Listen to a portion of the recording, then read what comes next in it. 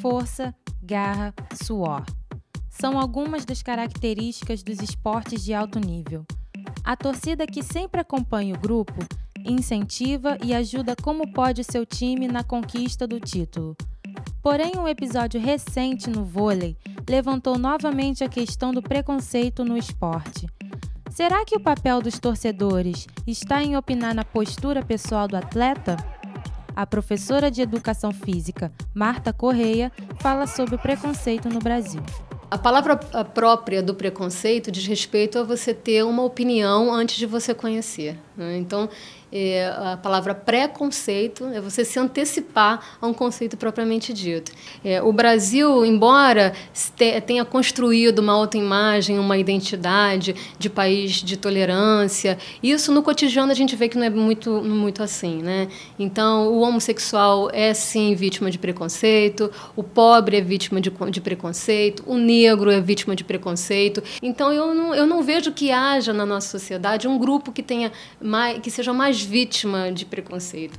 O maior erro das pessoas é não entender que existem várias culturas que se diferenciam, como explica a professora. Quando você atribui uma determinada característica ou comportamento a um tipo de opção, ou seja, sexual, ou a um tipo de raça, ou no caso que a gente poderia falar raça negra, nós temos uma tendência a associar determinadas características físicas a características comportamentais. Isso é um preconceito, porque faz parte de um tipo de ignorância, no sentido de você ignorar certos conhecimentos. Então, você não pode associar um determinado perfil, uma determinada insuficiência, por exemplo, intelectual, ou um cheiro, a um tipo de raça. Então, a partir do momento que você informa, que você discute que as culturas são diferentes e existem muito mais raças existem muito mais culturas do que raças, por exemplo, se você esclarece esse tipo de coisa, as pessoas começam a verificar que os comportamentos não dependem da raça, depende da forma como você apreende essa cultura e aprende a se comportar socialmente. O jogador Silvio, ponteiro da equipe do Botafogo, conta que já sofreu hostilidades por parte dos torcedores de equipes adversárias, mas que encontrou em seu grupo o apoio necessário para continuar. Graças a Deus, aqui no Botafogo eu encontrei grandes amigos, grandes pessoas com coração e mente aberta, que souberam me aceitar numa boa, não tiveram nenhum tipo de preconceito, nenhum tipo de discriminação.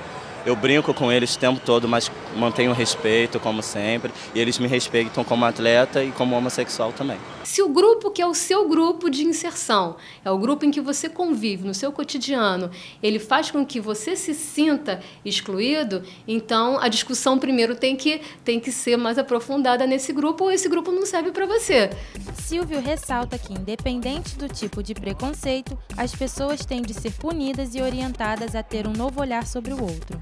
Eu acho, como qualquer tipo de preconceito em qualquer outra parte, é uma coisa que deveria ser extinta, né? Porque tantos esportistas, tanto no vôlei quanto em outros esportes, são gays, mas não são assumidos, e as pessoas ficam numa discriminação, acho que boba. Pessoas com isso vêm criando barreiras, tabus, coisas que deveriam ser normais nos dias atuais. As pessoas se dizem tão modernas que, quanto ao fato do homossexualismo, as pessoas ficam meio que retardadas, meio que, sabe, muito antigas em relação a esse assunto. Eu acho que deveria ser abolido, como aconteceu com o caso do Maicon, do Vôlei Futuro, deveria realmente, as pessoas que fazem isso deveriam pagar indenizações e ir presas. Eu sou completamente a favor do homossexualismo, sou completamente a favor da lei contra a homofobia. Então, se não houver solidariedade dentro desse próprio grupo, principalmente se falando de esporte, porque as pessoas, a gente fala muito que o esporte é competição, mas dentro do próprio grupo ele é cooperação.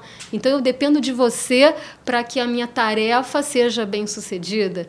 Então, se não houver essa solidariedade e esse princípio de cooperação, de compreensão e de necessidade que eu preciso construir com você, aí você desintegra.